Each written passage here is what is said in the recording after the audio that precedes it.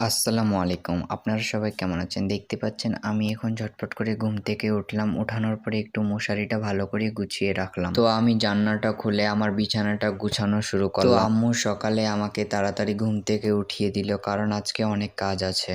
তো সেজন্য আমি ঝটপট করে আমার বিছানাটা গুছিয়ে নিচ্ছি। তো আসলে আমাদের আজকে অনেকগুলা কাজ আছে। এমনটা না যে অনেক কিছুই আছে। পুরা ভিডিওটি দেখার জন্য আহ্বান করছি এবং পুরো ভিডিওটি দেখুন কিভাবে আমার সকালটি আজকে শুরু হইলো এবং কিভাবে শেষ হইলো। তো আমি ঝটপট করে টিপল রুমে গিয়ে একটু ব্রাশ করলাম। তো ব্রাশ করে টরে দেখেন আমাদের দিকে অনেক ঝড় হয়েছে তো গাছপালা। তো যেহেতু অনেক কাজ আছে তো সেজন্য আমি তাড়াতাড়ি মুখটু ধুয়ে আমি আম্মুর কাছে যাব।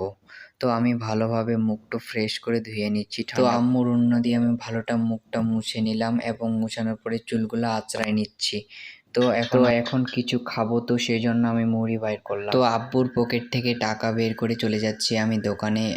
তো কিছু খাওয়ার নিলাম, নেওয়ার পরে মুড়িটা ভালো করে মেখে নিলাম খাওয়ার জন্য।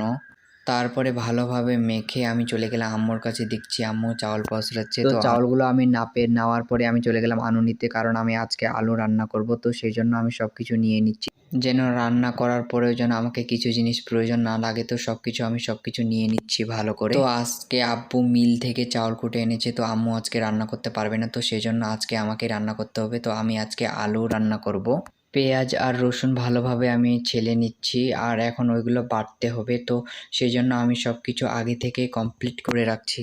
তো আম্মু যদি কিছু কাজ খুবই তাড়া লাগে তো আম্মুকে আমি হেল্প করি। আপনারা যা কিছু বলেন না কেন ওটা আপনাদের ব্যাপার। আমি কিছু মনে করব না, আপনারা যা ইচ্ছে তা বলুন, কারণ আমি আম্মুকে হেল্প করছি, এটা ভালো নাকি কমেন্টে জানান। আমি আম্মুর কাছ থেকে নাপে যে নিয়েছিলাম ওই চাউলগুলো ভালোভাবে ধুয়ে নিচ্ছি।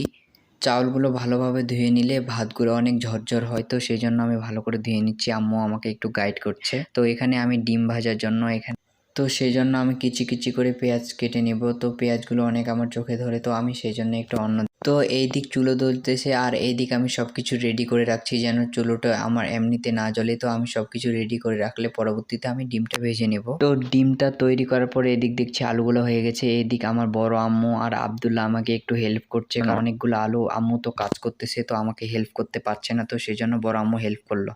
তো তারপরে দেখি ভাতগুলো হয়ে গেছে। তো ভাতগুলো আমি মাঠটা ভালোভাবে চুয়ে নিচ্ছি। তো আম্মু আমাকে একটু গাইড করতে আসলো। তো ডিম ভাজে সব কিছু রেডি করে ফেলেছি।